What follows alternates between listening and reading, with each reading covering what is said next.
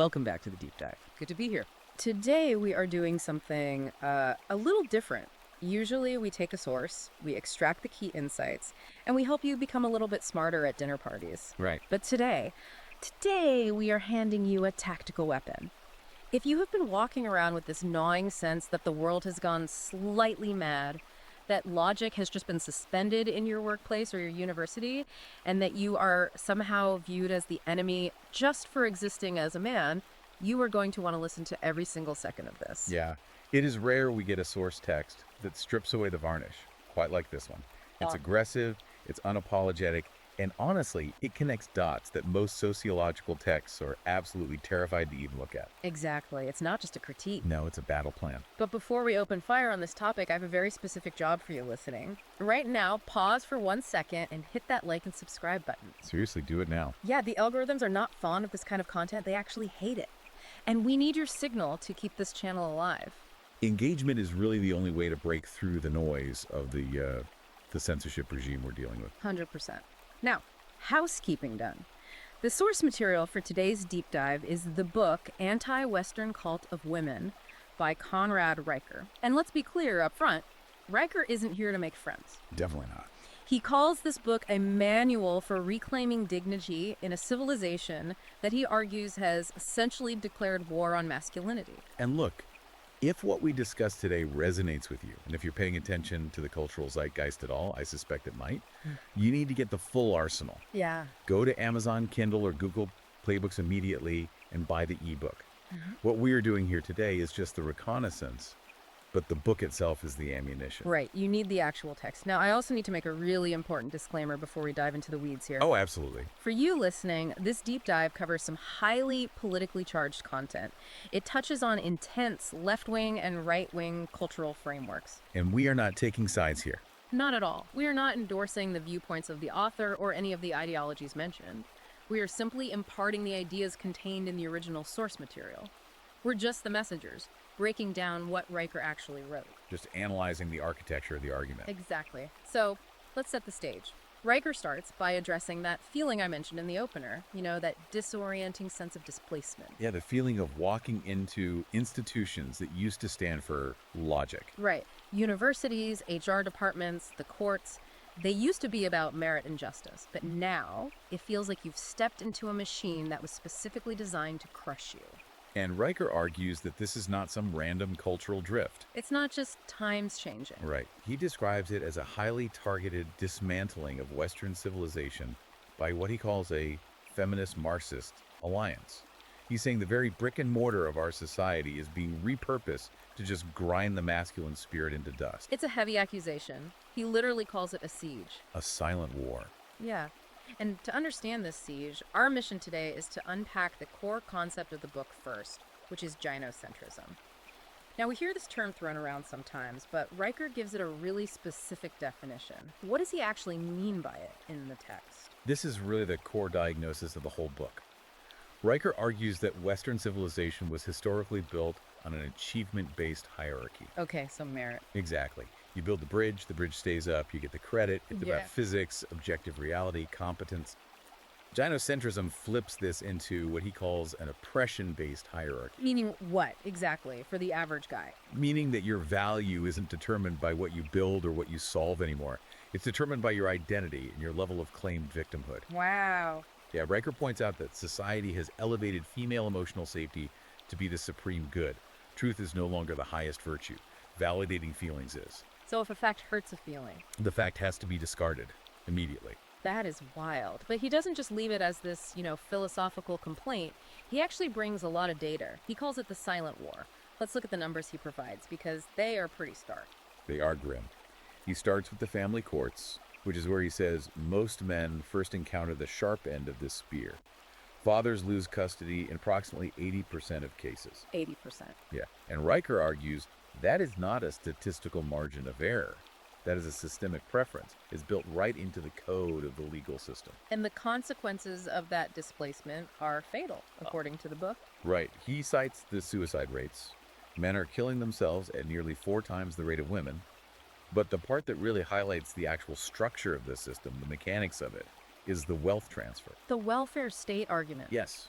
Riker notes that women receive about 75% of means-tested welfare benefits, but men pay the vast majority of the taxes. So he essentially views it as a massive wealth extraction machine. That's exactly how he frames it. He describes it as a mechanism where men provide the resources, but the state, acting as this sort of proxy husband, distributes those resources to women. It disconnects the provider from the authority. Precisely. You have all the responsibility of paying to keep civilization running, but none of the authority to direct it. Man, Riker uses this analogy of the Red Queen hypothesis from evolutionary biology to explain the male experience in this economy, and I thought this was just brilliant. Can you break that down for the listener? Oh, it fits perfectly. So in evolutionary biology, the Red Queen hypothesis is about having to run as fast as you can just to stay in the exact same place. Because the environment is adapting against you. Right. And Riker applies this to the modern man. You work harder, you produce more, you try to play by the rules, but the female-crafted legal system constantly raises the requirements. The goalposts are always moving. Constantly. The definition of support expands. The definition of abuse expands to include things like financial withholding or emotional neglect. Or even just silence, right? Exactly. You are running on a treadmill that powers a machine that, according to Riker, actively hates you. He calls men beasts of burden in a cage made of words. That is such a haunting image. It really is. But the question you have to ask is, how did we get here? Because Riker goes deep into the history. He makes it clear this isn't just modern wokeness or Twitter trends. This goes way back to the 19th century. Yeah, this is chapter 4 of the book, and it is totally essential for understanding the lineage of these ideas. He traces it all the way back to Friedrich Engels in 1884. The Marxist theorist? Right. Engels explicitly wrote that the traditional family was the original system of enslavement. The Marxists basically decided that the bond between man, woman, and child was actually a form of transactional theft. But here's the historical twist that I think a lot of people miss. Riker points out that economic Marxism failed in the West. The workers didn't revolt like they were supposed to. They didn't. As Riker puts it, the proletariat was too busy buying cars and houses. Right. The economic apocalypse didn't happen because capitalism actually worked for the working man. They got a good deal. So the left needed a new battering ram. They couldn't use class warfare anymore. No, because the class lines were blurring. People were moving up. So they pivoted to gender. And that's the Marxist feminist alliance he's talking about. Precisely. They swapped class warfare for gender warfare. They realized that to fundamentally destroy the West, they had to sever the patriarch's ability to transmit values to the next generation. If you destroy the father, you break the chain of history. Exactly. Riker actually calls modern feminism rebranded Bolshevism. That is a bold claim. It is, but he backs it up. He argues its goal isn't equality. If it were equality, we'd be talking about equal representation in bricklaying, sewage treatment, or coal mining. The dirty jobs. Right. But its goal is to strip men of authority and leave behind atomized consumers that the state can easily control. Yeah. It's about power, pure and simple. It's a compelling, if terrifying, theory. But Riker doesn't just stay in the history department, he goes into biology. And this is where the text gets really controversial and frankly, absolutely fascinating. He talks about the empathizing systemizing theory. Now, for you listening who hasn't taken a Psychology 101 class recently, what is this? So this is largely based on the work of researchers like Simon Baron-Cohen, though Riker applies it politically in Chapter 3. The theory suggests a fundamental neurological difference in population distribution. Between men and women. Yes. Male brains lean, on average, towards systemizing. So that's logic, rules, facts, figuring out how things work mechanically. Female brains lean toward empathizing, emotion, consensus, social harmony. And he actually maps this directly onto the political spectrum. He does. He argues that the political left is female-coded. It prioritizes safety, feeling, and resource distribution. It's the mothering instinct scaled up to a government level. And The right is male-coded, prioritizing liberty, structure, and merit. So the cultural clash we are seeing right now isn't just political for Riker. He argues it's biological. It's a fundamental conflict between two completely different ways of processing reality. which perfectly sets up one of the most powerful and honestly disturbing archetypes in the book, the terrible mother. Yes, this is a Jungian concept that Riker applies to the modern state.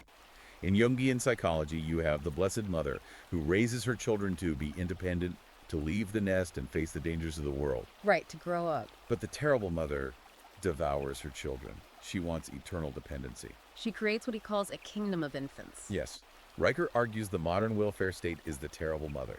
She actively punishes the productive men who she views as predators in her worldview to feed the collective infants. Because productive, independent men don't need her. Exactly.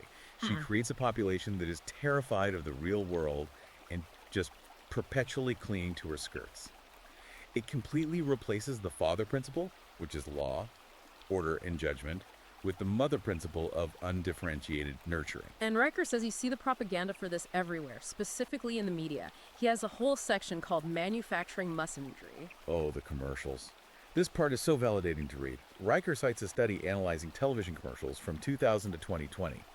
Men were portrayed as incompetent 87% of the time in domestic settings. 87%. Compared to what for women? Only 11% for women. It's the bumbling husband trope. Exactly.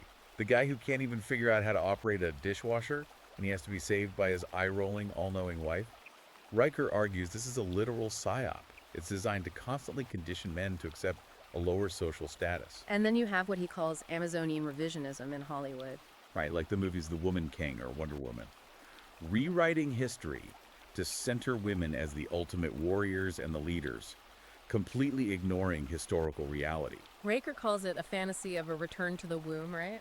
Yes, it's a rejection of the masculine drive to actually conquer nature and build things, replaced by this cinematic fantasy where women do it all without ever needing men. And God forbid you point any of this out in the real world. Look at what happened to James Damore at Google. Riker holds him up as a modern martyr in the book. The martyrdom of logic, he calls it. For anyone who forgot, Damore was the Google engineer who wrote an internal memo that was logically consistent, citing evolutionary psychology to explain the gender gap in tech. He didn't even say women were bad at tech. No, he just said they were statistically different in their interests. And for that, he was publicly crucified and fired. It completely proved Riker's point, didn't it? It proved that you absolutely cannot use logic in a system that is built on the terrible mother archetype. Logic is viewed as a physical attack. It's heresy.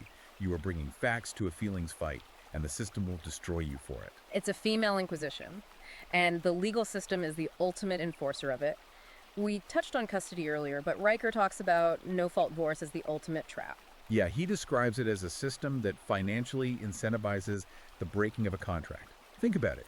If you can unilaterally break a contract and get a massive cash prize alimony, the house, the kids, why wouldn't you do it? It turns marriage into a financial ambush for men. Exactly. Riker's advice here is blunt. He says you must understand the contract before you sign it because the state is a third party in your marriage and the state is not on your side. Okay, so we've diagnosed the disease, we know the history, we know the psychological archetypes, but how do they keep men in line on a daily basis? How do they stop guys from just revolting against this raw deal? Riker introduces this triad concept, GSR, gossip, shame, rally. This is their primary social enforcement tool. Riker argues that women, evolutionarily speaking, use language and social standing as their primary weapon. Right, instead of physical force. Yes. So gossip identifies the violator, the guy who isn't conforming to the gynocentric rules. Shame lowers his social status. And rally isolates him from the rest of the tribe. He calls it mate suppression. Correct. By collectively devaluing men's status, women artificially increase their own bargaining power. And they have completely weaponized language to do it. Think of the buzzwords we hear every single day. Toxic masculinity, mansplaining. I actually loved Riker's take on mansplaining in the book. It was a massive paradigm shift. It's great. He says mansplaining is actually just confidence. It's a man asserting facts. It is the structural engineering of civilization. Right. When a man explains how the physics of a bridge works, that isn't oppression, that's physics. And toxic masculinity. He argues that toxic masculinity is almost always just the protective aggression that built the very walls keeping these critics safe. They demonize the exact traits that keep civilization alive. Okay, so we have the diagnosis. It's incredibly bleak. But Riker doesn't just want the reader to be angry. He wants us to be sovereign. This is the tactical part of the deep dive we promised you. What is the masculine mandate? This covers chapters 14 through 16, and it's highly actionable. The first step is intellectual sovereignty. You have to absolutely stop using their language. Stop apologizing. Never apologize to the mob. Never. Because when you apologize to a mob, Riker says it's like bleeding in a shark tank. It doesn't elicit mercy. It just triggers a feeding frenzy. He talks about the gray rock method here. I found this incredibly practical for the workplace or just hostile social situations in general. Explain how that works for the listener. It's a brilliant defensive tactic for dealing with the GSR triad, specifically the shaming part. When a woman, or a male feminist for that matter, tries to shame you or bait you into an emotional argument, you become as uninteresting as a gray rock. You completely deny them the emotional reaction. Because that reaction is what they actually want. Right. Exactly. They are looking for a dopamine hit from your distress. They want you to get angry or defensive or start justifying yourself. If you give them absolutely nothing, monosyllabic answers, no eye contact, total utter boredom, they starve. It breaks the cycle of abuse. Then once you've starved them, what's next? Then you use mockery, point and laugh. The one thing a totalitarian system cannot stand is being laughed at. That's so true. Riker says men need to be the jesters of truth. If someone calls you toxic, do not defend yourself. Laugh at the absurdity of the term. Treat it with the exact level of contempt it deserves. I love that. But the mandate isn't just about defense, is it? It's about building. He tells this amazing story about a gender studies major who became a welder. This really resonated with me regarding his whole concept of returning to reality. That's his principle of the return to competence. So this guy in the book was deeply depressed, totally lost in the abstraction of modern academia where everything is subjective and based on feelings. Right, word games. Word games. So he quits. He becomes a welder. And the day he lays his first perfect bead of steel, his depression just vanishes. Why? Because reality doesn't care about your feelings. The pipe either holds the pressure or it blows up. It's objective truth. Nobody cares about your lived experience. They care if the pipe holds pressure. That is the quote of the deep dive for me. It is the ultimate antidote to the cult. Riker's final advice is to build a fortress. Build your body until it's a weapon. Build your mind using the trivium logic, grammar, rhetoric. Build your bank account so you are financially untouchable. You cannot negotiate with a terrible mother. No, you just have to build walls high enough to keep her out. It's really about reclaiming the role of the architect. Yes, the future belongs to those who accept responsibility, not those who claim victimhood. Riker sums up the whole book with this irrefutable syllogism. The female-coded left rejects objective truth in favor of feeling. Therefore, it is mathematically unsustainable. It will eventually collapse. It's simple physics. It's entropy. Exactly. The Renaissance comes when men simply step back and let the rot burn away. We have to stand firm on the bedrock of logic. Let them have their feelings. We will keep the civilization. That is a wildly powerful place to land. This book, Anti-Western Cult of Women, is definitely not for the faint of heart. But man, it is a wake-up call. It is. And honestly, we have only scratched the surface of the data and the historical arguments Riker presents. We didn't even have time to touch on his chapters regarding education reform or the granular specifics of legal asset protection for men. There's so much more in the text. If you want the full picture, if you want the actual tools to defend yourself intellectually and legally, you need to read this book cover to cover. Go to Amazon Kindle or Google Play Books right now. Buy Anti-Western Cult of Women. Do not wait on this. This is the exact manual you have been looking for. And make sure you are actively following the author. He is at Conrad Dreiker on Substack for his regular in-depth analysis, and you should follow him on Twitter and YouTube as well. The man is leading the charge on this front, and you definitely want to be tuning in to that frequency. Absolutely. And before you click away, make sure you have liked this video and subscribed to the channel. We are going to keep bringing you the deep dives that the mainstream algorithm desperately wants to bury. The truth is not a democracy of feelings. Stay sovereign. But I want to leave you with one final provocative thought to mull over on your own. What if the very collapse of these institutions that Riker is warning us about isn't a tragedy at all? What if it's a necessary forest fire? What if your job isn't to try and save a system that hates you, but simply to let it burn so you can own the ashes? See you on the next deep dive.